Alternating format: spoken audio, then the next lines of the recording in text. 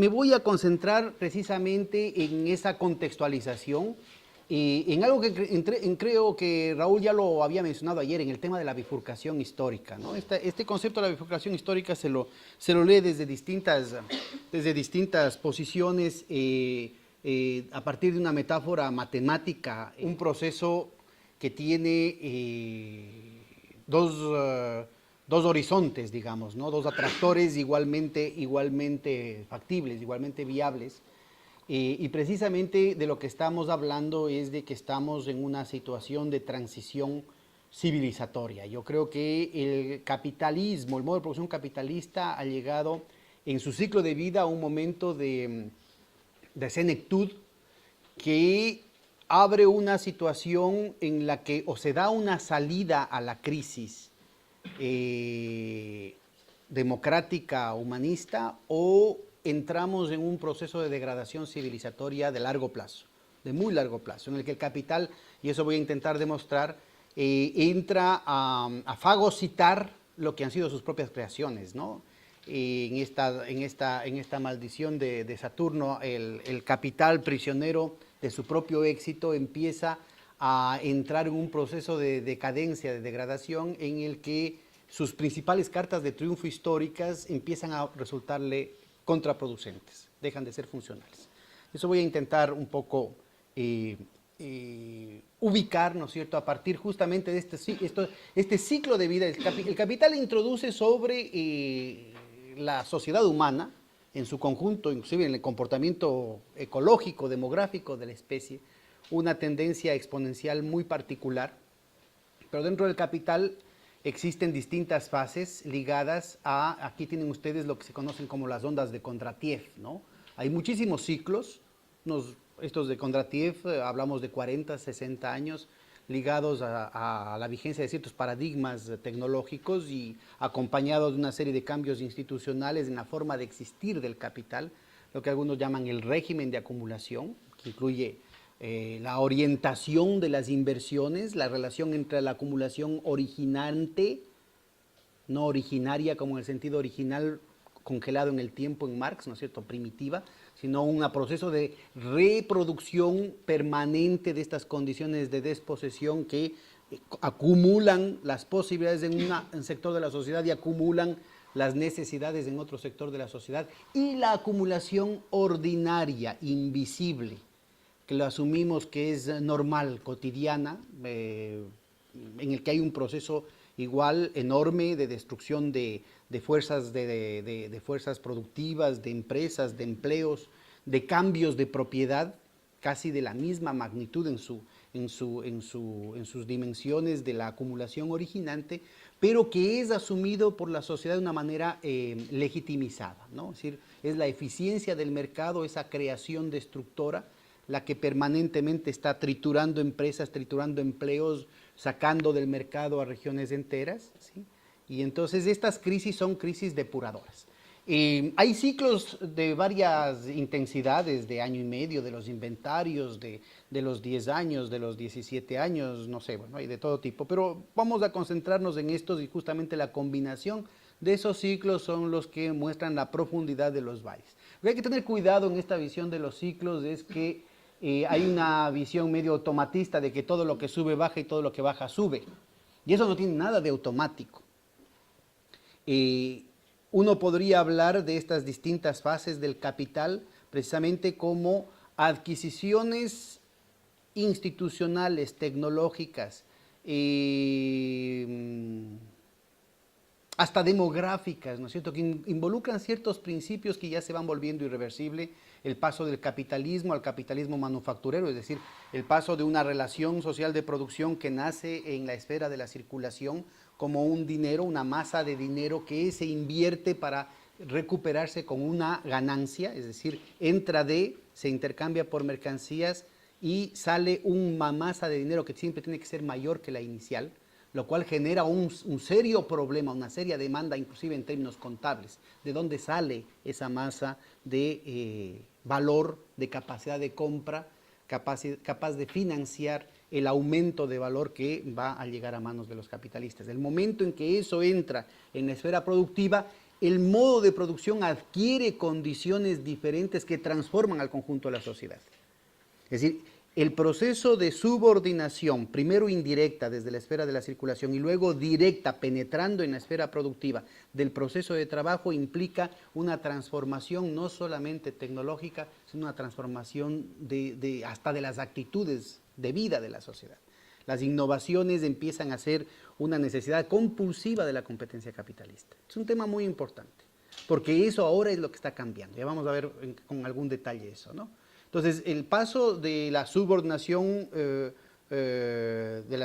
indirecta a la subordinación directa tiene lo que se conoce como un proceso de absorción y subordinación, ya incluyendo, ¿no es cierto?, en esa lógica al propio trabajo, primero formal, luego real, donde se revoluciona la base material de la producción, y ahí entra la dinámica precisamente de la innovación tecnológica como una condición sine qua non del proceso productivo. Luego esa situación adquiere otras condiciones por el grado de monopolización de la economía, en la medida en que hay poder de mercado por parte de ciertas grandes empresas. La forma de fijación de las ganancias, del margen sobre costos, cambian de manera radical, y por tanto la formación de los precios adquiere otras dimensiones. La estructuración de un capitalismo monopolista redefine el sistema de precios y redefine también la diferencia que hay entre la masa de dinero que está en circulación, lo que invierte el capitalista originalmente en medios de producción, en mano de obra, en equipos, etcétera, etcétera, de lo que recoge después del mercado una vez que vende, porque el margen de ganancias aumenta en el conjunto de la proporción del trabajo involucrado, pero también en el sentido de que la formación de los precios ya no corresponde de manera directa a las escaseces o a los costos de reproducción como eran en el capitalismo premonopolista. La formación del monopolio, no solamente como una costra, sino como el corazón de la dinámica de la reproducción del sistema, exige muy pronto la intervención sistémica del Estado. Aquí estamos hablando, qué sé yo, finales del siglo XIX, y acá estamos hablando ya de lo que va a dar origen, la crisis de sobreproducción que va a dar origen a la Primera Guerra Mundial y a las dos guerras mundiales, con una necesidad urgente de la penetración del Estado, no solamente generador de una nueva demanda solvente que cubra esa parte, esa diferencia entre la parte del dinero que se mete y la parte del dinero que se saca del mercado, sino también el Estado resolviendo los cuellos de botella y provocando soluciones muy rentables, como por ejemplo la guerra, a los problemas de rentabilidad del capital. Entonces, esto son condiciones que el sistema va adquiriendo poco a poco. Pues no, yo voy a tener que, en esta fría ciudad de Bilbao, me están causando problemas, yo que vengo del trópico, vean ustedes. Y entonces esto va generando condiciones cada vez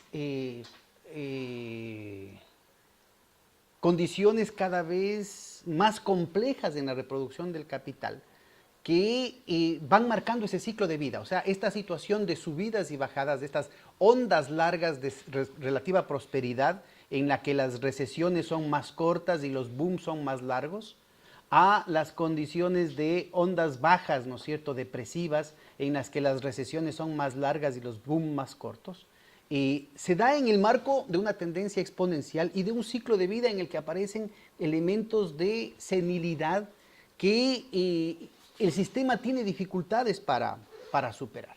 Y uno de esos elementos, paradójicamente engendrado en los anteriores, así como la participación, así como la lógica monopolista del capital nace precisamente de la capacidad de penetrar el proceso de trabajo, ¿sí? Es decir, es el hecho de que la competencia basada en el desarrollo de la industria, de la revolución industrial, de la introducción de ciencia y tecnología, provoca niveles de productivismo, una eficiencia productivista tan avanzada, que hace que se desplacen a otras producciones atrasadas y que la plata llame la plata, en definitiva, ¿sí? Eso es endógeno, no es que el monopolio es una anormalidad del capitalismo, sino que al contrario, es generado por el capitalismo, sobre todo el momento en que esa reproducción ampliada incluye un crecimiento gigantesco de la productividad a través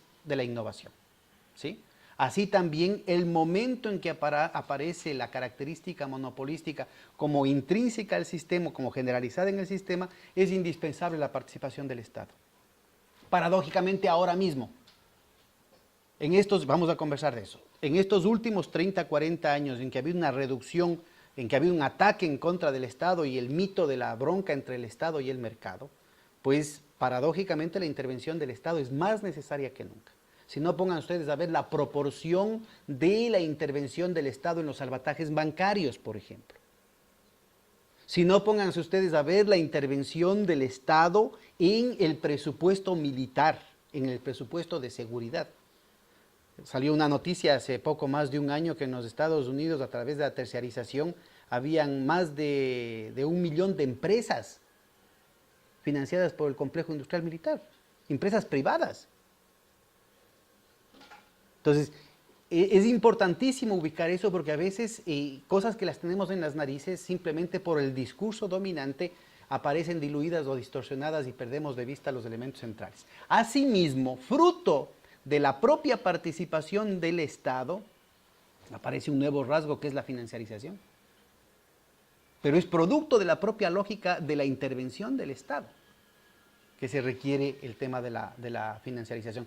Porque es la participación del Estado la que permite que la reproducción ampliada obligue a umbrales de inversión de capital fijo, de costos hundidos tan gigantescos, que la única respuesta, digamos, del capital para garantizar su movilidad, su ductilidad de una rama hacia otra, buscando las mejores ganancias, es a través de la hipertrofia parasitaria del sistema financiero.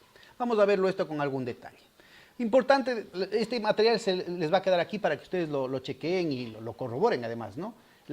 Vinculado esto a estas irreversibilidades, sin duda, aunque sin ningún mecanicismo, están los avances científicos y tecnológicos, ¿no? Que van dando precisamente calor a esa tensión entre el mundo de lo real y el mundo de lo posible. Porque este desarrollo de las fuerzas productivas, lastimosamente, a medida que avanza los estadios en el ciclo de vida del capital, dejan de ser de alguna manera aprovechados por el conjunto de la humanidad y resultan cada vez más contradictorios. O sea, aparece cada vez más evidente, más violenta la característica antisocial, la contradicción de los intereses de quienes están en la cúspide del poder respecto a lo que ahora somos 7.000 millones de seres humanos, ¿no? Es decir, durante buena parte de estos últimos 500 años, el capital, y por ejemplo, Marx y Engels lo resaltan en el Manifiesto Comunista, se convierte en un instrumento de progreso social, de derramar las ventajas de la ciencia y la tecnología, las ventajas del dominio del hombre sobre la naturaleza, con todas las taras que eso signifique desde la perspectiva de la modernidad capitalista, sobre el conjunto de la sociedad. Mejorar las condiciones de vida, el acceso al consumo, es lo que permite una expansión demográfica sin precedentes en todo el globo terrestre, etcétera, etcétera. A partir precisamente de ese éxito productivista que ha provocado la permanente introducción de ciencia y tecnología en el proceso laboral, el capital se vuelve prisionero de su propio éxito, está en un callejón sin salida. Rápidamente, no voy a entrar a detalles, voy a ilustrar después con algunos gráficos. Miren, el ritmo de innovación tecnológica es tal que, sobre todo en los últimos 40 años, cada vez se vuelve más generalizado el hecho de que no se alcanza a amortizar, a depreciar el costo hundido del capital fijo, que ya viene una nueva tecnología que vuelve a la anterior obsoleta. Los procesos de obsolescencia moral que se conocen del capital son tan acelerados y tan generalizados. Vean ustedes el caso de los teléfonos celulares. Nokia hace 5 años era la empresa líder, pues. Ahora está quebrando la cuestión de las computadoras. Y bueno, si no se reproduce eso en otras ramas es precisamente porque pasa lo contrario. Porque la respuesta a la precocidad de la obsolescencia moral es la obsolescencia programada. Es decir, los ingenieros que antes el capital empleaba para diseñar cómo mejorar las fuerzas productivas, cómo hacer más eficientes los procesos productivos, qué sé yo, la utilización, la eficiencia calórica, por ejemplo, de un motor, reducir la entropía de un motor, una cosa así. Ahora son ingenieros dedicados a diseñar que, por ejemplo, un automóvil no dure. Estos focos están diseñados para durar exactamente, no sé, 1000 horas o 2000 horas. Y punto. La ropa, la lógica de la moda mismo, lo que tratan es de saturar mercados de manera artificial para provocar mercados de la nada. El paso del Fordismo, del consumo de masas, a digamos, la flexibilidad posmoderna, ¿no es cierto?, que supuestamente es reivindicada por algunos sectores de la izquierda como un triunfo, ¿no es cierto?, lo que en realidad lo que está haciendo es generando nichos de mercado artificiales sobre bases identitarias, ¿no es cierto?, sobre las bases de la diferenciación a partir de las colas anchas en la campana de Gauss de la distribución de los gustos, por decirlo así, ¿no?, de los gustos y de los ingresos. Entonces, esto ya marca otra forma irreversible de operación del capital. Esto marca una situación en la que por primera vez en la historia los esfuerzos que hace el capital por impedir las innovaciones, no es que hayan parado las innovaciones, es que a pesar de los esfuerzos del capital, las innovaciones continúan, pero los esfuerzos que hace el capital por poner bajo ciertos candados el arsenal gigantesco de innovaciones que tiene, porque la crisis de sobreproducción los vuelve contraproducentes, es decir, por esto de que se acorta el tiempo de rotación del capital, de que no se alcanza a amortizar lo que se invirtió en maquinaria, que ya viene una nueva línea de productos que ya no hace viable seguir vendiendo lo que se producía antes. Por el hecho de que se inunda el mercado de mercancías demasiado baratas para las tasas de ganancias que exige el gran capital. Tasa de ganancia que no tiene ningún valor natural o técnico. Conversábamos con los compañeros y uno lee a Smith, a Sismondi, a Turgot. Las tasas de ganancia hace 2, 3 siglos estaban en el 4, en el 6%. Ahora los bancos reclaman tasas de ganancia de más del 30% y dicen que están perdiendo y piden caridad al Banco Central Europeo, a los bancos centrales nacionales, ¿no es cierto? Sí, eso es un tema importantísimo de ubicar en esta contradicción, que en definitiva es una contradicción interna a la propia dinámica de preservación y de reproducción del poder. Entonces, yo creo que es muy importante chequear esos elementos en el marco precisamente de estas grandes ondas, ¿no es cierto?, de estas grandes fases de la forma de existir del capital que tienen como un elemento fundamental la difusión de determinadas tecnologías, determinados paradigmas tecnológicos, acompañados de una serie de otras transformaciones no solamente institucionales, sino culturales hasta políticas, ¿no? Vean ustedes acá un gráfico de los compañeros más neo-schumpeterianos, ¿no es cierto?, en el que la difusión de una tecnología inicia, ¿no es cierto?, poco a poco, con los precursores, los más aventurados, después se difunde, se acelera la generalización de esas tecnologías, no solamente en un sector, sino en otras ramas, con todos los derivados institucionales y políticos que eso implica, hasta que ya se satura y entra en un proceso de decadencia una tecnología. Y esto más o menos es lo que en el pasado ha definido 40, 60 años. En el pasado también, rápidamente, esas fases iniciales de instalación de un nuevo paradigma tecnológico han tenido una presencia exacerbada del capital financiero. Han tenido un problema, han presentado un desafío siempre muy significativo sobre la lógica del financiamiento de las innovaciones. Innovaciones siempre inciertas, ¿eh?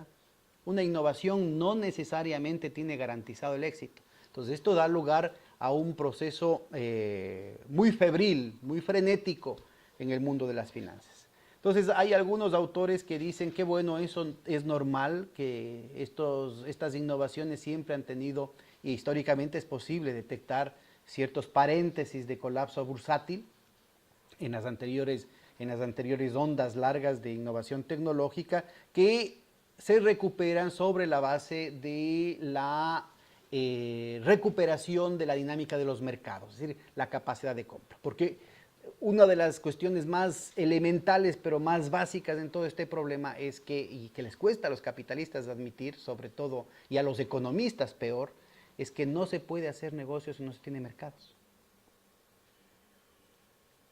Y no se puede tener mercados si no hay ingresos. Entonces, el sueño de todo capitalista, bueno, de buena parte de los capitalistas es no pagar un centavo y poder vender lo más caro posible. Eso simplemente no se puede. Puede hacerlo tal vez uno, pero en su conjunto, el momento en que se agrega el conjunto de la sociedad, funciona con esa lógica, es simplemente imposible. Y lo que es más grave, mientras más productivo, mientras más eficiente es el capitalista, más dificultades tiene de encontrar un mercado. Y si es que esa productividad y esa eficiencia involucra al conjunto de las sociedades, es todavía más difícil resolver ese problema de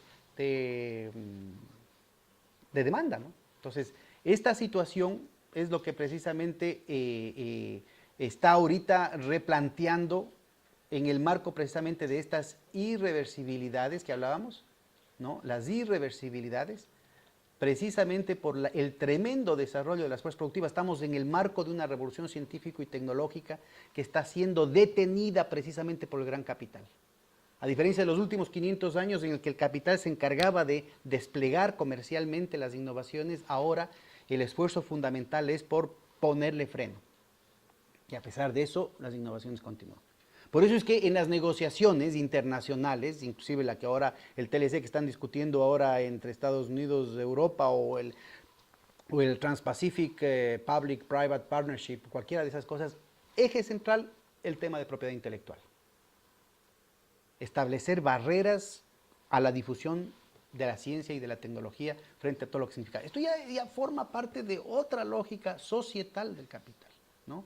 Recuerden ustedes que parte de la modernidad capitalista es el derrame, la externalización de la racionalidad instrumental sobre el conjunto de la sociedad, que inclusive en la lógica de funcionamiento del Estado. El Estado weberiano, racionalista, representante del conjunto de la comunidad, planificando estratégicamente, etcétera, etcétera, está siendo erosionado en sus propias bases, deja de ser funcional a la lógica del capital. Bueno. Entonces, ¿qué es lo que tenemos acá? Si usted se fija, esta es una gráfica desde el 1600 de la cotización de la bolsa de valores. Es una escala logarítmica, o sea que debería ser, la escala lineal debería ser una cuestión del tamaño de este edificio para que alcance, ¿no? Y vean ustedes, inclusive en una escala logarítmica, vean ustedes los grados de hipertrofia de los mercados bursátiles, ¿no? Entonces, es un tema muy importante que hace que esta teoría, ¿no es cierto?, muy optimista respecto a la salida, a la capacidad del capital de salir de su crisis, esté en serio cuestionamiento. Y lo que en realidad tenemos es que las inyecciones brutales, ya vamos a ver eso, la forma de resolver el problema, en realidad lo que está es inflando de manera artificial los activos financieros en un tema, querido tocayo, que está precisamente destruyendo el tema de la seguridad jurídica, pues. Porque ojalá alcance a explicarme con suficiente contundencia, pero no han sido ni los comunistas ni los anarquistas los que han destruido con la propiedad privada, es el propio capital financiero. Ustedes tienen ahorita los más grandes bancos del mundo, a los que se les permite que pongan el grueso de sus activos financieros, los derivados financieros, en cuentas de orden, o sea, fuera de balance. ¿Alguien de aquí conoce cuestiones de contabilidad? Bueno, miren, hasta ahora el capital, una de las grandes conquistas históricas del capital, unas grandes conquistas institucionales del capital, fue la contabilidad de partida doble, el debe y el haber, ¿no es cierto? Entonces, se ponen las cosas que uno pide prestado, se pone del otro lado las cosas que uno tiene y la diferencia, bueno, en el flujo, en el stock es el aumento de capital, en el flujo son las ganancias. Pues ahora el desarrollo de los derivados financieros, de esta hipertrofia parasitaria de la especulación, exige romper con el principio de partida doble. No es posible sostener el tema en términos de partida doble. Yo estaba de ministro de Economía en el Ecuador, el petróleo llegó a mediados del 2008 a $150 por barril y nosotros logramos documentar que un mismo barril de petróleo había sido vendido al mismo tiempo a 13 dueños distintos. No en condominio, ¿ah? Cada cual tenía el título de propiedad para reclamar el barril de petróleo. Después descubrimos que no, que eran más de 100 veces. Y lo mismo pasa con el oro, y lo mismo pasa con el trigo, y lo mismo pasa con el cobre, y lo mismo pasa con el platino, y lo mismo pasa con todo. Entonces, estimado Juan, habría que ver, y ahí vamos a invitarte a unos congresitos de derecho que vamos a hacer en Ecuador. ¿Cómo resuelven los abogados el que funcione un mercado sin principios claros de propiedad privada? Y esto no es un tema marginal. No es, como decía Pedro hace un momento, la manzana podrida en el cesto. Esto es una producción sistémica, es una cuestión criminogénica. Y no desde una perspectiva moralista. O sea, siempre el tema del crimen, el tema de la violación, hace referencia a un marco de valores que el sistema define para expulsar, para excluir comportamientos que son corrosivos para el sistema, defendiendo los principios de reproducción de las estructuras de poder y de las condiciones de explotación del sistema. Pero ahora lo que estamos hablando es de un proceso generalizado en el que en la cima del poder están violando las mismas leyes que ellos nos impusieron sobre el mundo entero hace solo 10 o 15 años. Y no pueden parar. Entonces, y el corazón de eso está precisamente en el tema financiero. Y vean, aquí hay, esto es de McKinsey, ¿no? Estamos hablando de alguna organización comunista. Vean, ustedes tienen aquí, los propios analistas financieros muestran cómo, de una manera muy conservadora, ¿no es cierto?, la diferencia entre el valor en libros y el valor en cotización en bolsa de los activos financieros en los países del norte. Y eso asumiendo que una parte fundamental de los activos financieros son derivados financieros que están fuera de balance, que no aparecen acá, que no pueden aparecer en las cuentas nacionales, no pueden aparecer en el debe y en el haber. Les voy a presentar algunos datos. Entonces, la solución que se tiene respecto a eso es aumentar la base monetaria de una manera brutal, ¿no? El antecedente de esta crisis, el prototipo de esta crisis es la recesión que tiene Japón desde hace 25 años. Y la solución ha sido seguir inyectando masas colosales de liquidez, precisamente que en la medida en que no tienen capacidad de desbocar en una respuesta productiva, o sea, esas masas de liquidez que dan los bancos centrales, en la medida en que no pueden reflejarse en crédito productivo, porque resultaría contraproducente en el marco de una crisis de sobreproducción, terminan justamente inflando los canales hipertrofiados de la especulación. Entonces vean ustedes cómo se da la cosa en el caso de Japón desde hace mucho tiempo. Ustedes tenían más o menos este orden de magnitud en torno al 10% del PIB en cada uno de los países centrales, y cómo esa situación desesperada, ¿no es cierto?, en Japón sigue creciendo hasta que le obligan, porque además en el marco de esto estamos en el marco de una crisis de sobreproducción, ¿no es cierto?, lo que estamos es sujetos a unas tensiones geopolíticas gigantescas. Aquí no solamente es una guerra del capital contra el trabajo, como lo reconocía el señor Warren Buffett, sino es una guerra entre los propios capitalistas, entre los socios más íntimos, más orgánicos de hasta hace poco tiempo, se están apuñalando de una manera feroz. Y parte central de ese tema tiene que ver con la guerra financiera, con la guerra de divisas, con el manejo de la política económica, con el manejo de la política monetaria, de la política de los tipos de cambio, etcétera, etcétera. Y ahí viene la importancia de la austeridad. Vean ustedes, ahí están las tendencias, ¿no? Vean lo que obligaron a Japón. Bueno, aquí está en otro orden. Aquí está en la línea, esta línea hace referencia al Reino Unido. Vean ustedes el crecimiento brutal en términos para el tamaño de la economía del Reino Unido. Vean el crecimiento brutal con respecto a la tendencia en verde. Vean ustedes en la cuestión de los Estados Unidos, vean el aumento brutal de liquidez en el caso de los Estados Unidos. En el caso de la zona euro, en cambio, una disputa permanente para evitar que haya la suficiente liquidez, precisamente porque hay un proceso de recomposición de las estructuras de propiedad. Eso que estaba mencionando Pedro Ramiro hace un momento, no solamente es un caso de España, es en toda Europa, inclusive Alemania. Deutsche Bank era el banco bandera de Alemania, del capital financiero monopólico ligado al capital productivo monopólico de la Europa continental en su conjunto y sobre todo en Alemania, cuya punta de lanza es la producción de medios de producción para la producción de medios de producción. Ellos se dan el lujo de exportar maquinaria y tecnología con tasas salariales 56 veces más altas que en China.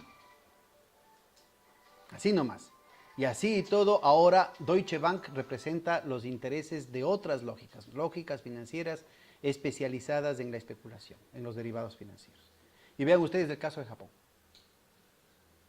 Ahora, la recesión en Japón no sucedió. De pronto aquí hay gente demasiado joven, pero si les gustan las películas viejas, ustedes verán cómo hace 30 años habían las películas en las que los gringos tenían la pesadilla de que los japoneses se compraban el Rockefeller Center y se compraban las empresas locales. Y se les iban a comer. Pero de pronto mágicamente hubo el acuerdo del Louvre, el acuerdo de Plaza, las recomendaciones de Basilea respecto a los bancos, una serie de negociaciones muy de detalle en términos de la política comercial, en términos de la política fiscal, de la política de tipo de cambio, en términos de la regulación financiera, de la regulación bancaria, que provocaron 25 años de recesión. Las crisis indudablemente responden a procesos internos profundos de larga duración, pero siendo como son independientes de la voluntad de los individuos, ¿no es cierto? Si caen en las manos adecuadas, con el conocimiento adecuado, estos expertos en demoliciones pueden dirigir esa energía destructiva precisamente para atacar a los enemigos. Así de sencillo. Pues vean, ahí está clarita la cuestión. Entonces vamos a entrar un poquito más en detalle. Vamos a entender esto justamente desde esa disputa desesperada de unas ganancias, una disputa desesperada yo pondría entre comillas en realidad.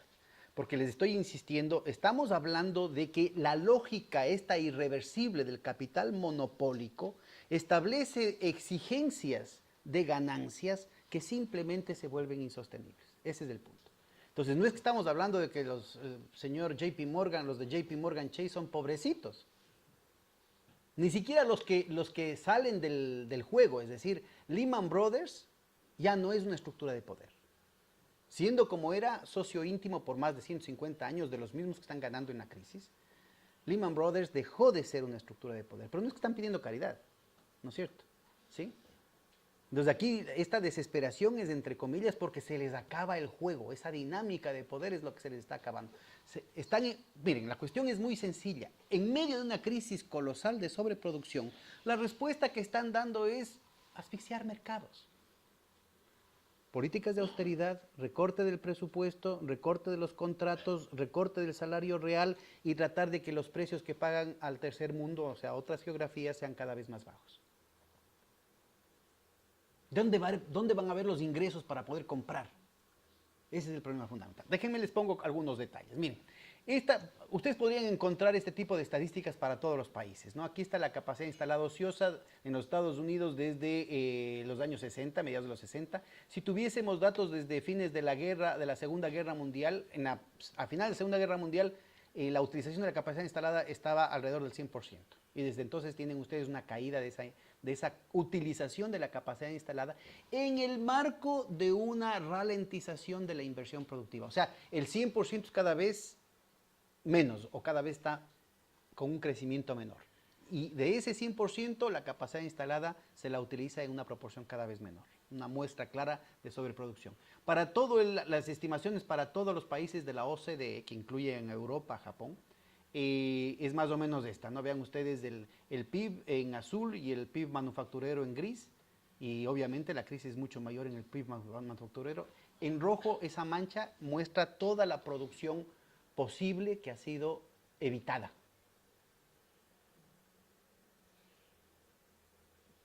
Y mientras tanto se dice que no hay plata para nada. Son masas colosales. Esto es solamente en la OECD. Y ustedes tienen que entender, y vamos a ver eso después de un rato, que este problema de sobreproducción está siendo tremendamente exacerbado porque en China, o sea, en la búsqueda desesperada de ganancias con costos menores, con la deslocalización buscando plantas con costos mucho menores, sobre todo salariales, prácticamente reproducen, pero con la frontera de tecnología, las ramas industriales de la trilateral, de la tríada, Estados Unidos, Europa y Japón, lo reproducen en una nueva geografía. Pero lo hacen con inversiones de punta, no lo hacen como en el caso de la industrialización por sustitución de importaciones en América Latina con tecnologías obsoletas, sino que en este caso lo hacen con tecnologías de punta. Entonces, China, como todo lo que hacen los chinos, lo hace todo mega y además lo comprime. El proceso que en Japón duró 40 años, el paso de la producción de medios de consumo de baja calidad a bienes de consumo cada vez más sofisticados, la penetración hacia la industria ligera y luego la producción de maquinaria, en China lo hicieron en menos de 15 años. Y precisamente la producción jerárquicamente más cualitativa, la producción de medios de producción para la producción de medios de producción, empieza a madurar precisamente después del reventón financiero de la crisis, después del septiembre del 2008. Entonces hay una práctica duplicación del potencial productivo, del corazón del sistema que está en la OECD, en las economías llamadas emergentes, sobre todo China y la India, ¿no? Entonces vean ustedes estas dificultades. El culpable de siempre, aunque hay una discusión ahí a veces un poco fetichista en torno a la caída de la tasa de ganancia, pero se puede reflejar aquí, miren, además de esto es un álbum de recortes, ninguna es estadística mía, todo esto ustedes pueden corroborarlo en el internet, ahí están las fuentes. Aquí está la tasa de ganancia, asimismo desde los años 60, y en efecto cae. Luego hay políticas desesperadas, vean la inseguridad jurídica, una de las políticas que justamente hicieron fue el señor Volcker subiendo las tasas de interés de lo que estaban en el 1, en el 2%, como ahora. A finales de los años 70 lo subieron al 22%. Entonces, fritos en América Latina. Y el mismo discurso que ahora le están dando, muy bien decía el tocayo hace un rato, lo mismo que aplicaron en América Latina les aplican ahorita a ustedes, pero además ni siquiera cambian el discurso. Igualito nos decían a nosotros. Ah, es que somos vagos, tenemos que aprender a producir, que hemos vivido más allá de nuestros medios, que ya tuvimos la farra y ahora hay que pagar la cuenta. Igualito, igualito. Y en realidad era una cuestión provocada, porque eran préstamos que inclusive las dictaduras las asumían. Yo no estoy defendiendo eso, yo he estado luchando en contra de la deuda externa. En el Ecuador precisamente hicimos una auditoría para demostrar la ilegitimidad de la deuda y con eso impulsamos un mecanismo que permitió en unos tramos de la deuda reducir el 70% del valor nominal de la deuda, ¿no? Pero inclusive para las dictaduras sangrientas de América Latina ilegítimas, ¿no es cierto? Habían cálculos que decían, bueno, al 1% nos podemos endeudar en esto y en más. Pero si le suben al 22%, obviamente todos esos créditos, justificados o no, resultaban súbitamente inviables, ¿no? Ya vamos a ver cómo eso significa, tiene una serie de implicaciones, o sea, el aumento de la tasa de interés en la deuda pública o el manejo de la deuda pública genera una trampa que tiene una serie de implicaciones macroeconómicas que entiendo yo les van a aplicar a ustedes ya mismo. Es que estarán atentos, ¿no? Para que sepan cuál es el siguiente capítulo nomás, no que puedan hacer nada ustedes. Yo de ninguna manera vengo a contarles qué es lo que se puede hacer al respecto. Pero sí, en efecto, vean ustedes cómo se recupera la tasa de ganancia, en buena parte por transferencias colosales de valor desde el sur, pero también por un recrudecimiento de las condiciones de explotación en el norte, incluyendo la acumulación originante, la acumulación por desposesión. Pero vamos a ubicar cuáles son los vectores fundamentales en el corazón del sistema. No quiero ser exhaustivo, simplemente graficar el carácter de lo estructural, el carácter de lo irreversible, el carácter de senilidad del sistema, ¿no? O sea, los callejones sin salidas. Dos vectores clarísimos. El primero, aquí está una comparación de la evolución de los salarios como porcentaje del PIB, en los puntitos blancos y en los puntos negros el consumo como porcentaje del PIB. Es en Estados Unidos, pero ustedes pueden encontrar lo propio para el resto de los países de la OCDE, ¿no? De la trilateral. En la época, en el régimen de acumulación, en esa época, en el antiguo paradigma tecnológico, con un determinado bloque histórico en el sentido Gramsci, o sea, una determinada relación, una determinada cultura de relacionamiento entre las clases, había una coevolución de los salarios, que precisamente dejan de ser un costo al que hay que abatir y se convierten en un mercado, una coevolución de los ingresos con el consumo. Con la aplicación del neoliberalismo, ¿no es cierto?, hay una separación de esas dos tendencias. los salarios, los ingresos se reprimen, pero aumenta el consumo de una manera brutal. ¿Cómo se puede hacer eso? ¿Ah? ¿Cómo hace usted para comprar más de lo que puede pagar? Con crédito, pues. Pero entonces no es solamente que ustedes tienen algunas flaquezas morales. O sea, aquí no es un problema solamente moral, porque la cosa es muy sencilla. Si el consumo hubiera seguido esta misma tendencia, la recesión hubiera empezado hace 30 años nomás. Así de sencillo.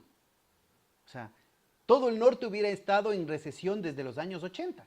Pero no solamente eso, porque vean, el carácter de lo estructural, yo más allá de la ilustración que por sí mismo dice mucho, yo quiero apuntar al carácter ontológico del problema, o sea, al carácter endógeno, estructural de la realidad, del callejón sin salida del propio sistema, generado por el propio éxito del sistema. ¿Sí? Es decir, miren, si es que el problema es esta brecha, ¿no es cierto?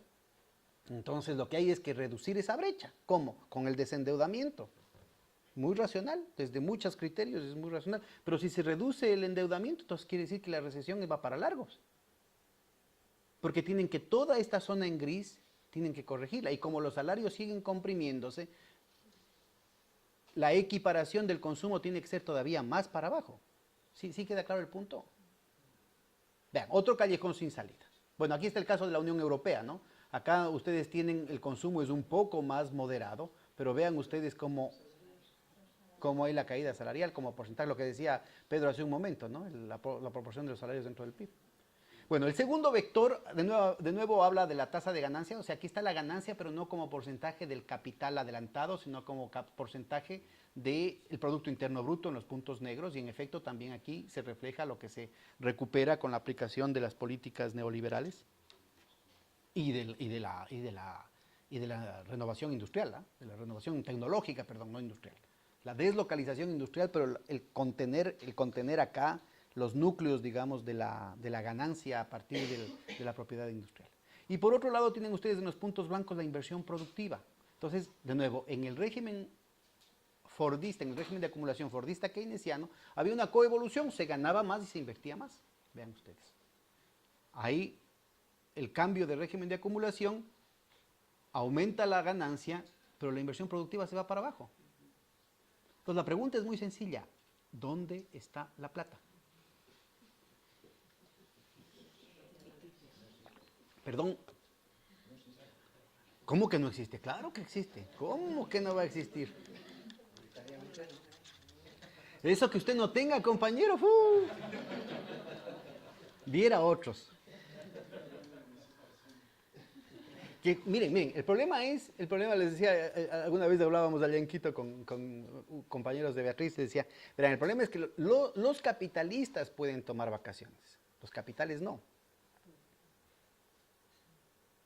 Camarón que se duerme se lo lleva la corriente, dicen en el país. Entonces, el problema es que capital que descansa deja de ser capital, pues.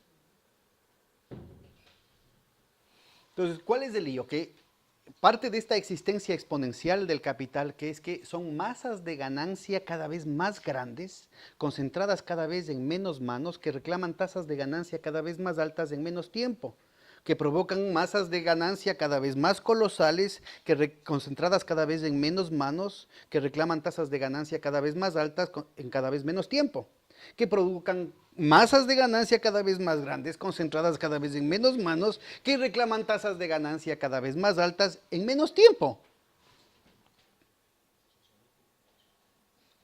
Entonces ahí viene la necesidad de las innovaciones, entre comillas, financieras. La necesidad estructural. Aquí no es, de nuevo, el tema moralista. Claro que aquí hay temas de corrupción, claro que aquí hay negligencia de los reguladores, claro que aquí hay la exuberancia irracional que decía el señor Greenspan, pero eso es solamente en la superficie. ¿Cuál es el problema estructural acá? De nuevo, ontológico. Es que si es que no había la desregulación financiera y la hipertrofia financiera desde este momento, ¿a dónde iba toda esa plata? Si estaba en una crisis de sobreproducción. Si invertían, de nuevo, si invertían, esa inversión es demasiado exitosa y se inunda el mercado de mercancías demasiado baratas. Pero además resulta ser que como la innovación tecnológica es tan acelerada, se provocaba procesos que se iban de las manos y no se alcanzaba a amortizar el costo hundido de la maquinaria que ya se invirtió, que ya salía una nueva innovación que, sí me doy a entender, ¿no? Y de nuevo, el asunto es ya. Por supuesto, a propósito de la pregunta de Raúl, si es que lo que se quiere es un capitalismo más humano, no. Nosotros estábamos en la comisión Stiglitz y planteamos, si alguien está interesado, les puedo demostrar que lo que el Ecuador planteó en Naciones Unidas, porque esos fueron los países más chiquitos de América Latina los que estuvieron ahí, ni siquiera Brasil estuvo apoyando de cabeza, o sea, se metieron, apoyaron los compañeros, pero la cuestión en los países más pequeños de América Latina, los que convocamos, dijimos, la crisis es tan grave que no puede ser tarea del G20, ni del G8, ni del G 0.00001, que es. Este es un tema que atañe a la humanidad entera. Aquí tiene que ser el G192 de ese entonces, ¿no? Entonces decíamos, a ver, con todos los problemas de representatividad, tiene que ser Naciones Unidas la que discute este tema. Y se avanzó muchísimo, y en realidad hay un problema de attention deficit disorder para los compañeros progresistas, porque hay una cantidad de cosas muy importantes que no han sido recogidas jamás, y que no han sido llevados adelante jamás, y que fue además, más allá del reporte Stiglitz, más importante que el reporte Stiglitz, es el documento firmado por la Asamblea General Extraordinaria de Naciones Unidas, 192 plenipotenciarios, incluidos todos los países de Europa y Estados Unidos, que no se han aplicado. Hay cosas muy concretas que podrían ser muy útiles para resolver. Si ustedes tienen tiempo, podemos discutir. Yo voy a estar aquí hasta el jueves. Si algún compañero está interesado, podemos ver en detalle lo que se dijo ahí, que podría ser de implicaciones directas, no solamente para Europa, para salir de la crisis, sino, por ejemplo, para el tema de la hambruna que se provocó en África, pues con el tema de la especulación financiera, entre otras cosas con bancos europeos, con plata de los bancos centrales, ¿no? Especulando con los alimentos en Europa. Bueno, en Europa, en África. Queda graficado, espero que les haya por lo menos inquietado respecto a la propuesta que estoy haciendo en torno a la irreversibilidad, al callejón sin salida endógeno, ontológico del sistema. No es un problema de falta de políticas, no es un problema de que hay que cambiar de políticos. O sea, aquí está fundamentada una tesis que yo creo que no es posible salir de la crisis sin salir del capitalismo. No porque se vayan a acabar la empresa privada, no es ese el punto. Es el capitalismo como criterio de totalidad, como elemento ordenador del conjunto de la sociedad, lo que ya no funciona. No puede dejar que el capitalismo, o sea, es absolutamente antihumano, ya vamos a ver en qué sentido. O sea, no tiene capacidad de desviar el capital más allá del discurso, más allá del éxito en su legitimación permanente, inclusive utilizando la crisis como un elemento de doma y de legitimación, ¿no es cierto? Más allá de eso, no tiene recursos para controlar lo que está pasando. Entonces vamos a ver algunos detalles que ya nos ponen, ya no solamente en términos de los grandes vectores, sino que nos grafican, nos tratan de ilustrar el tema de los tiempos. Miren, aquí está, en rojo está las ganancias como porcentaje del Producto Interno Bruto, que lo mencionaba Pedro hace un momento, pero es el caso de los Estados Unidos. Y acá está la parte de esas ganancias que van a las 200 corporaciones más grandes, ¿no? De nuevo, no es solamente una guerra del capital contra el trabajo, se trata también de una guerra entre los propios capitalistas. Hay un periodo, en el periodo de acumulación keynesiano fordista, ¿no es cierto?, en el que aumentan las ganancias como porcentaje del PIB y aumentan la parte de las ganancias que se lleva a la oligarquía. Luego viene un impasse, aunque sigan aumentando las ganancias como parte del PIB, el problema es que quienes toman realmente las decisiones es una oligarquía cada vez más minúscula, esas 200 empresas y que están en un impasse. No crece lo suficiente como su codicia demanda. Entonces ahí empiezan las políticas reaganianas y thatcheristas, ¿no es cierto?, que hacen, ahí está entre otros lo que les comentaba hace un rato, el golpe de Volcker, solito, levanta el teléfono y sube las tasas de interés del 1% al 22%. Y entonces vean lo que pasa. A costa del conjunto de la burguesía, porque eso provoca, aunque al principio un aumento de las ganancias, la ola de quiebras que eso generó hace que se reduzcan las ganancias como porcentaje del PIB. Vea lo importante que es esto. Incluso las implicaciones políticas de lo que estoy diciendo. No de lo que estoy diciendo, de lo que está ahí en los números. Pero lo importante es que quienes realmente toman las decisiones, la oligarquía cada vez más estrecha, no el conjunto de los capitalistas, aumentan su parte del botín. ningún chiste implícito en esto, ¿no? El problema es que nuevamente aparece una situación endógena al sistema en el que las ganancias del conjunto de los capitalistas aumentan, pero nuevamente se estancan las ganancias de la oligarquía más minúscula. Y que son gigantescas, pero no siguen creciendo. Como estamos en una dinámica competitiva, aquí lo que importa en términos freudianos es quién la tiene más larga. La riqueza me refiero, compañeros, no sean mal pensados. ¿Sí? Entonces, ese es el problema que estamos viviendo ahorita. No sé cuánto tiempo tengamos, no creo que tengamos mucho tiempo para entrar acá en detalles. Miren, aquí está, en la línea punteada es la composición orgánica de capital, es los activos fijos, o sea, una medida de la relación entre maquinarias y trabajo vivo, por decir alguna cosa. Entre la parte de bienes de capital y trabajadores, y acá está la tasa de ganancia, es decir, la ganancia operativa neta sobre el conjunto de los gastos de capital, ¿no? Y vean ustedes cómo de nuevo se ve como esta caída de la ganancia se recupera después de las políticas neoliberales, ¿no es cierto? Pero esa situación se da en marcos distintos, miren. Aquí lastimosamente no se refleja muy bien la cosa. Hay momentos en los que las demandas de inversiones de capital aumentan, como en este momento y en este momento, y son precisamente la caída de la ganancia con exigencias de inversiones cada vez más fuertes, son las que deberían obligar a un salto en el paradigma tecnológico. O sea, que cada unidad de capital se vuelva cada vez más eficaz en términos de ganancias. Y eso es lo que no se logra. Aquí está la caída descendiente de la tasa de ganancia. Entonces, es un tema endógeno al capital.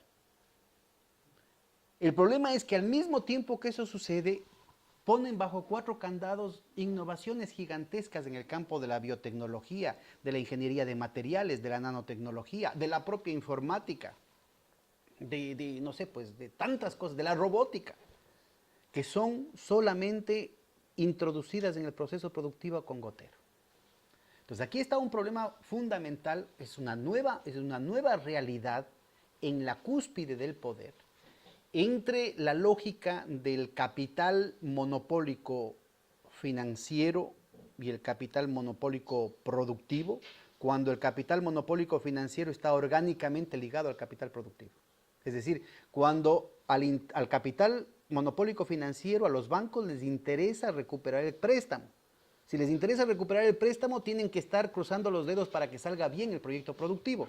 Y la forma de que salga bien el proyecto productivo es generando un mercado que pueda comprar y hacer rentable esa inversión, ¿sí? Entonces, esa es una lógica, que es la lógica que no está imperando. Entonces, tiene que haber otra lógica que esté en el corazón de las estructuras del poder, que esté sofocando a esta lógica que parece la más sensata, por elemental inferencia.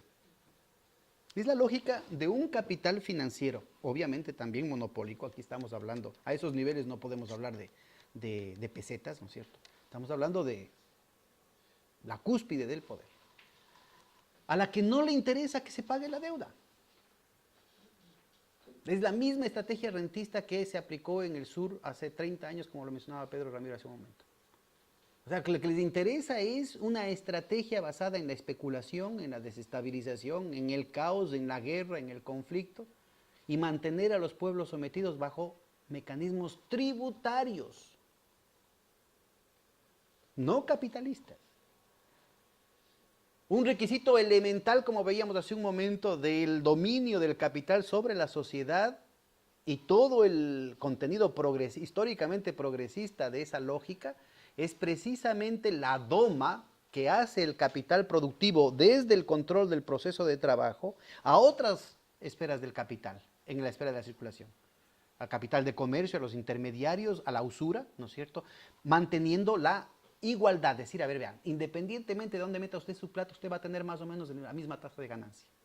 Pues ahora es evidente que el capital de comercio tiene unas ventajas, el capital de comercio del dinero, la finanza, y el capital comercial, sobre todo el de larga distancia, tienen unas ganancias que no son posibles conseguir sino en nichos muy específicos en la rama de la esfera real, en la esfera productiva.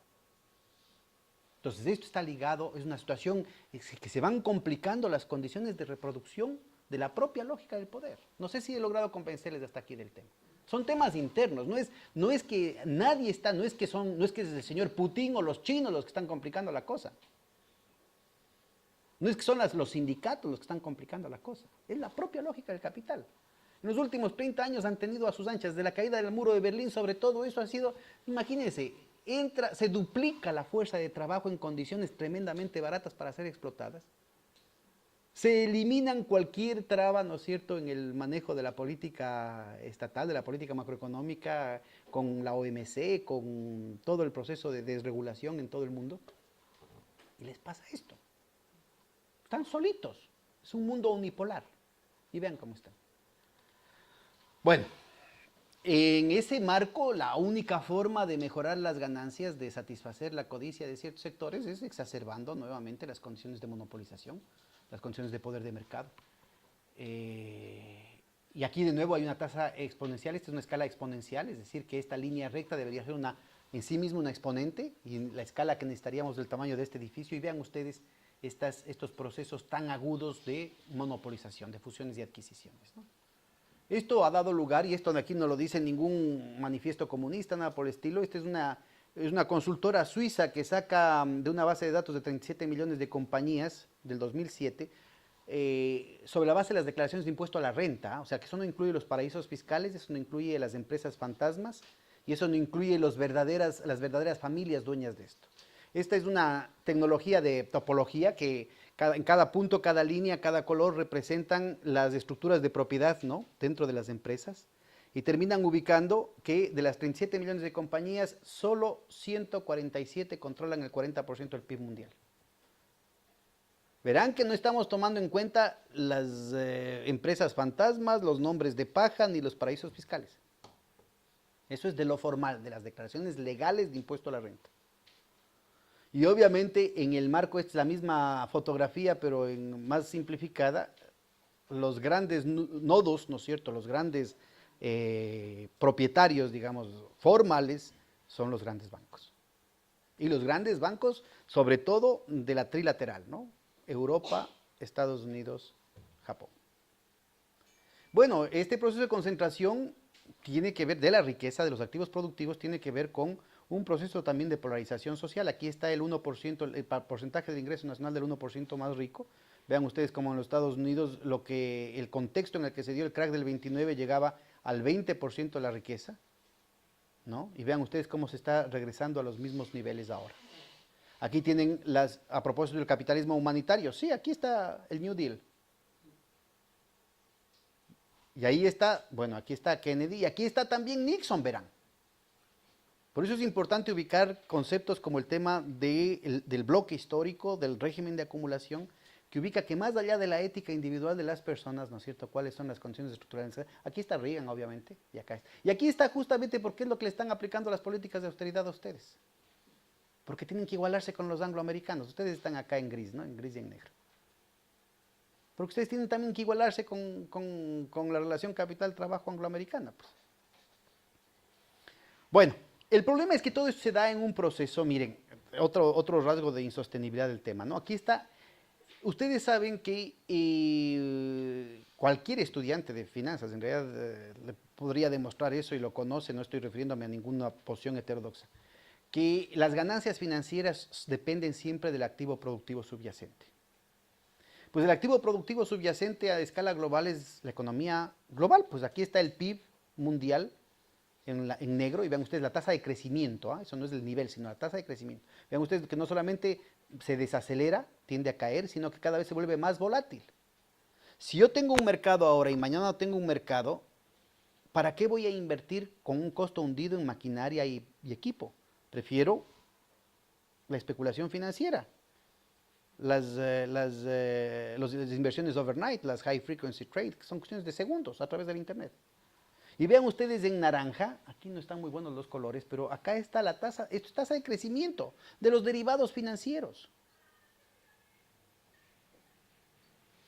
Entonces, estamos ahorita en una situación en que el PIB mundial, esto es para el año 2010, ahorita el cálculo es que el PIB mundial está en alrededor de 70 millones de millones, las deudas normales, las que resisten la contabilidad de partida doble, las deudas de los estados, de las empresas, de los gobiernos locales, de las familias, de las tarjetas de crédito, de los estudiantes, todas las que son preocupación de los economistas formales, están ahora en alrededor de 220 millones, no 212 antes. Pero este nuevo tipo de deudas, las que no responden al principio de propiedad privada, porque son en realidad apuestas, los credit default swaps, los futures, los calls, los options, todas esas, están entre 1.500 y 2.000 millones de dólares. O sea, para que ustedes tengan una idea, acá también llaman sillas musicales, de eso que se juega, bueno, un poco más jóvenes que ustedes todavía, que se baila con, es como que tuviéramos 7 sillas y estuvieran, 7, son los 70, ¿no? Los 70 millones de millones, los 70 billones. Entonces tiene 7 sillas. Pero hay 22, los 220 millones en deudas, 22 bailarines que están bailando. Pero de pronto caen los paracaidistas y son 150 o 200 más. Los 1.500, los 2.000 millones en derivados financieros. Entonces, ¿cuál es la respuesta? Evitar que pare la música, pues. ¿Cómo? Con las inyecciones del Banco Central. Pero esas inyecciones, en la medida en que no pueden significar traer más sillas, o sea, aumentar el proceso productivo por la crisis de sobreproducción, derivan en traer más bailarines. Entonces, mientras más, la única forma de no parar la música es hacer que cada vez entren más bailarines al juego. ¿Se dan cuenta ustedes lo que va a pasar el rato que pare la música? Aquí está la trilateral. Estados Unidos acaba la Segunda Guerra Mundial con la capacidad industrial más formidable de la historia y la va perdiendo, vean ustedes la productividad per cápita cómo va declinando, mientras que el resto del mundo, sobre todo los BRICS, con una tendencia ascendente enorme. Y ahí más allá de que si son progresistas o no son progresistas los gobiernos, aquí está una lógica del capital, una lógica de la producción que entra en conflicto con la lógica de rentista tributaria, ¿no es cierto?, del capital especulativo. No es el capital financiero en el sentido de Hilferding, no sé si alguien esté enterado de esas discusiones, es un nuevo tipo de capital financiero que está controlando el mundo, en contradicción con los 7.000 millones de seres humanos. No estamos hablando del 1% contra el 99%, estamos hablando del 0.000001% contra el 99%. Pero que además no tiene salida. Además no tiene salida. Ya les digo, ni siquiera, si ustedes quieren entrar a la discusión, yo puedo demostrarles, no es posible resolverlo en términos de la contabilidad por partida doble. Esto está... Bueno, la cuestión es tan evidente como el asunto. Si un mismo lingote de oro, ustedes saben que los alemanes pidieron, entre otras cosas a instancias de algunos latinoamericanos insidiosos, pidieron hace algunos años que les digan dónde están las reservas en oro. ¿Sí saben cuál es esa historia o no saben? Está aquí al ladito nomás Alemania, aquí a la vuelta de la esquina. Bueno, les hago corta la historia. Al principio les tontearon, les ridiculizaron, que todo el oro, tirarle conspiración, que ni sé qué, que ni sé cuánto. Después dijeron, bueno, ya vamos a preguntar. Lo que pasa es que no tenemos aquí porque no tenemos las facilidades técnicas. Y les tenemos guardaditos en Nueva York, en Londres y en París. Pero ¿y cuánto será? Ay, qué curiosos que son. ¿Cómo se ponen a preguntar esas cosas? Bueno, ya es alrededor del 80% de nuestro oro que está allá. ¿Y cómo así? Pues, a ver, ¿qué es? No, pues eso es una falta de confianza con los amigos. Pues sería un insulto pedirles que nos devuelvan. Pues siguieron insistiendo. Es un tema de años, ¿no?, que se ha dado a nivel del Congreso, a nivel de ciertos grupos, en fin. Finalmente, en diciembre del 2013, ya vino la respuesta oficial, que sí les van a devolver, pero en 7 años. ¿Por qué? Porque el mismo lingote de oro se vende más de 100 veces. Y lo mismo pasa con la tasa LIBOR, y lo mismo pasa con el platino, y lo mismo pasa con el cobre, y lo mismo pasa con todo. Entonces, en esta situación, en esta tensión, no es lo mismo el capital productivo, ni siquiera en términos de estructura de poder.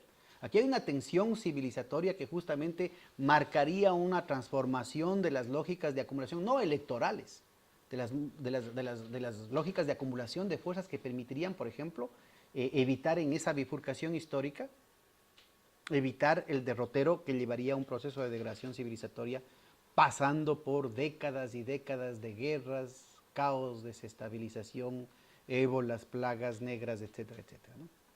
Bueno, vean, entre otras cosas, el tema, por ejemplo, de los multiplicadores, la capacidad que tiene el tema de la industria, que está acá cada vez más en en la semiperiferia, en la construcción de una semiperiferia, por ejemplo, en la eficacia, a través de los multiplicadores keynesianos, la eficacia, por ejemplo, en las políticas de estímulo, ¿no? Vean lo que puede hacer un dólar invertido que invierte el Estado en Argentina, es mucho más efectivo que un dólar invertido en Inglaterra, ¿no? Bueno, aquí vamos a ver por qué esa lógica que parecería insensata, resulta tan rentable. Aquí está el efecto del aumento de las tasas de interés en América Latina. No solamente fue la transferencia brutal de recursos netos a partir del pago de la deuda externa, sino que para poder pagar la deuda externa tenía 150 países desesperados por aumentar el excedente en balanza de pagos. ¿Cómo lo hacían? Bajando sus precios, con devaluaciones y poniéndose regalones con respecto a las transnacionales. Pero lo cual hacía que las tasas de interés hacían que el dólar sea cada vez más caro. Todos los países se ponían a devaluar de manera acelerada, compitiendo unos con otros para ver quién se queda con una porción, repartiéndose las migajas. Pero además de eso generaba una serie de otras ventajas para las transnacionales que a la final hacía que esta cuestión sea solo una porción de la transferencia brutal de recursos desde el sur. Este proceso de neocolonización, ¿no es cierto?, que destruyó al África y que pretendió también en América Latina destruir los estados nacionales, lo poco que se había avanzado allá. Bueno, ahora quiere aplicárselo acá en las metrópolis, ahora quieren neocolonizar a las metrópolis. Sí está claro. En un proceso que quiere africanizar América Latina y latinoamericanizar Europa. Esto es lo que se viene encima. Cuidado con el tema del euro, ¿eh? Cuidado con el tema del euro. Aquí hay que ver el análisis concreto de la situación concreta. Vean ustedes, el tema del manejo de la política macroeconómica tiene que ser estudiada de manera muy rigurosa para evitar caer en las trampas que nos pone el gran capital, sobre todo el capital especulativo. Y vean, esto aquí se da a propósito del tipo de respuestas y las limitaciones que tienen esas respuestas en eso. Vean ustedes, durante el proceso de industrialización por sustitución de importaciones, nosotros teníamos niveles de inversión sobre el Producto Interno Bruto, en los años 50, 60, 70, que llegaban al 25, 30%. En México, en la época de Alemán, 35%. El milagro brasileño, 35%. Aplican las políticas neoliberales que supuestamente son amigables para atraer la inversión, que es lo que le están diciendo a ustedes con estas campañas. Aplican las políticas neoliberales y vean ustedes, las tasas de inversión llegan entre el 15 y el 18, 20%. Y solo se recuperan con el advenimiento de los gobiernos progresistas y el efecto de emulación que provocó en el resto. Y vean, no solamente en ese plano, sino que además hay un crecimiento. Aquí están en las barras naranja la tasa de crecimiento del Producto Interno Bruto. En el esquema retardatario, estatista de industrialización por sustitución de importaciones eran el doble que las tasas que se tenían con el modelo neoliberal, supuestamente amigable y promotor del crecimiento. Tasas de crecimiento que solamente se recuperan nuevamente con el advenimiento de nuevos vientos progresistas en el continente.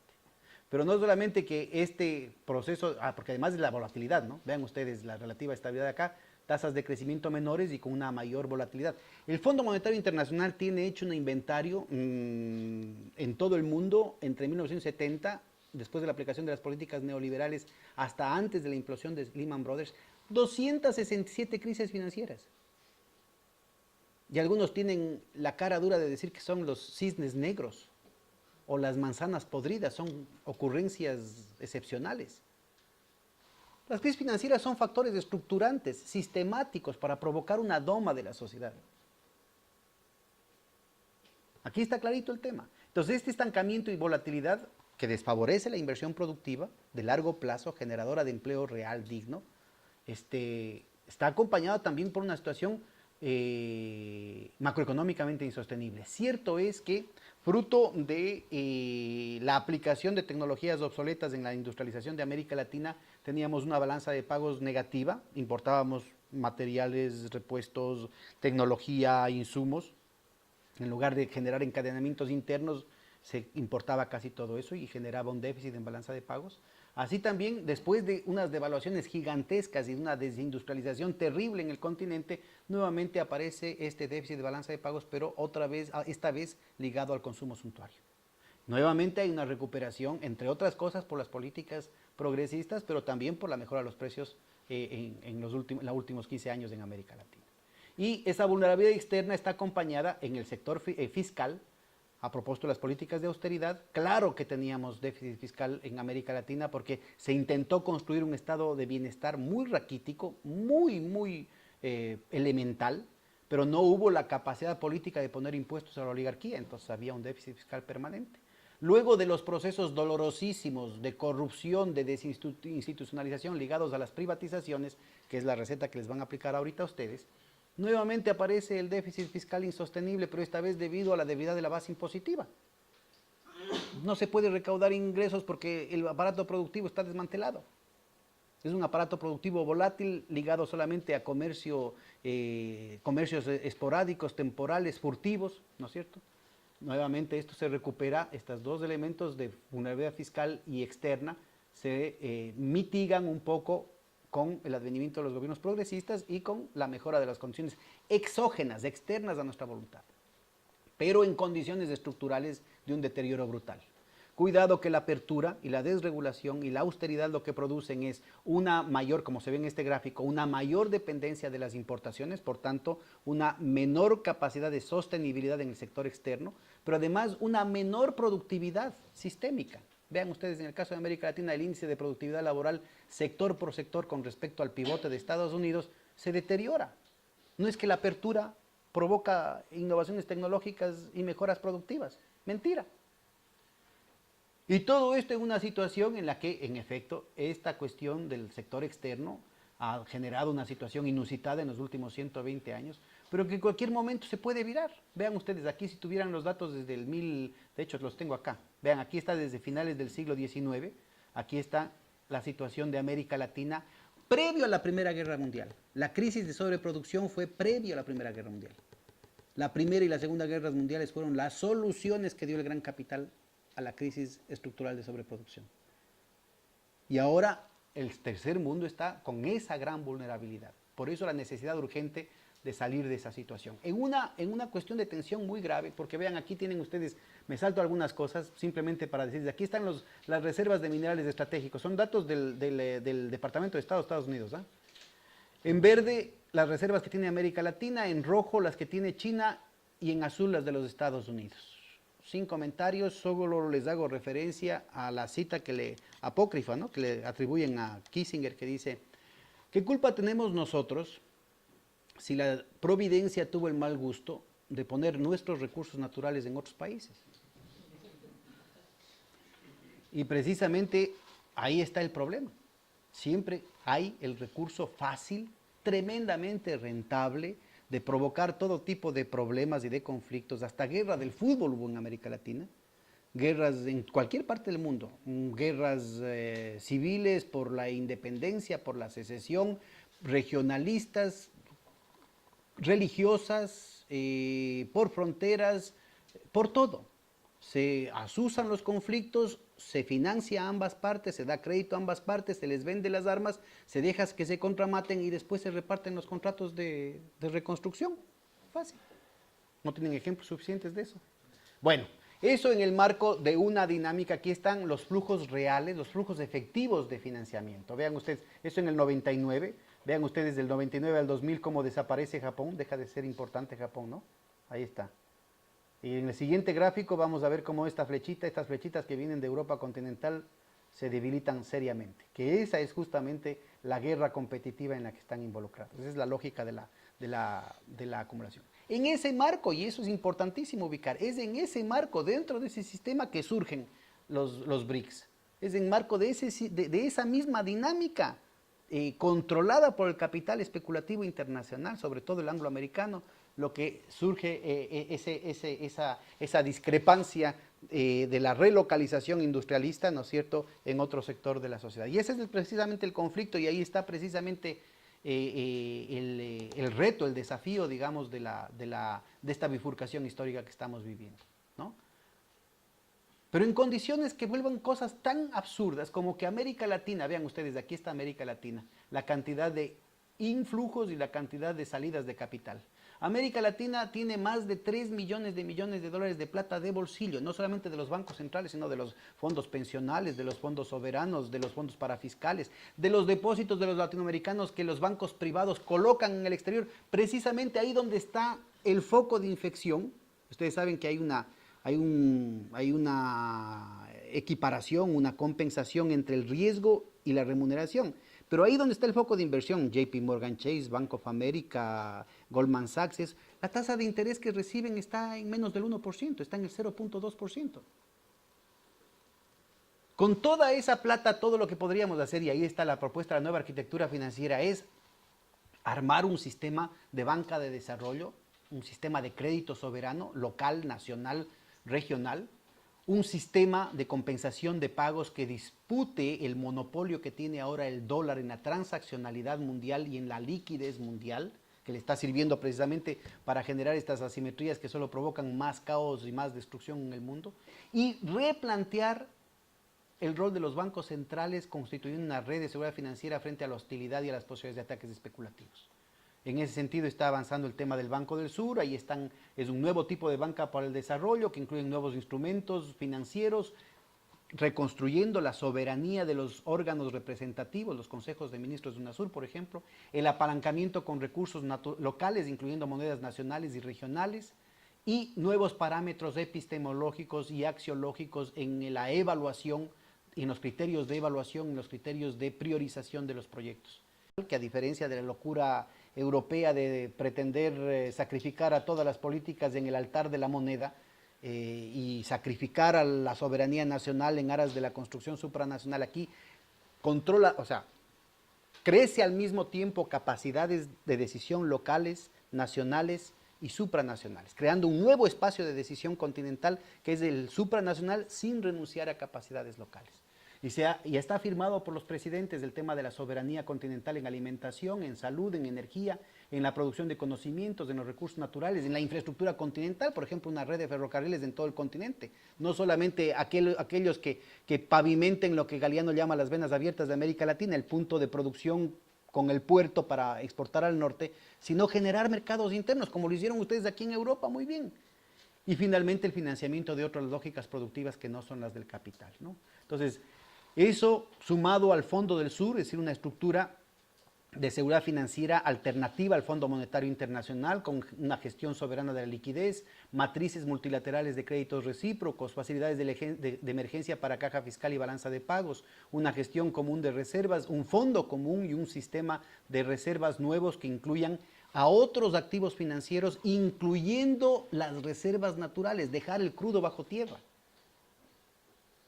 Los especuladores certifican y con esos certificados de las reservas potenciales de una mina, de un pozo petrolero, están negociando en la Bolsa de Toronto. ¿Por qué los países del tercer mundo estamos en la locura de explotar con sangre, sudor y lágrimas nuestros recursos naturales? El oro, el cobre, el petróleo, los bosques.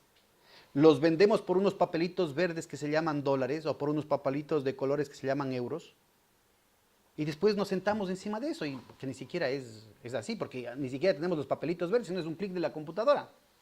Que ni siquiera olemos el papelito verde, porque ese clic de la computadora directamente se traspasa a las cuentas del JP Morgan Chase, del Bank of America o de otros bancos internacionales en calidad de reservas monetarias internacionales. Por excelentes razones, por el miedo que tienen nuestros países de los ataques especulativos en las actuales condiciones de desregulación financiera global.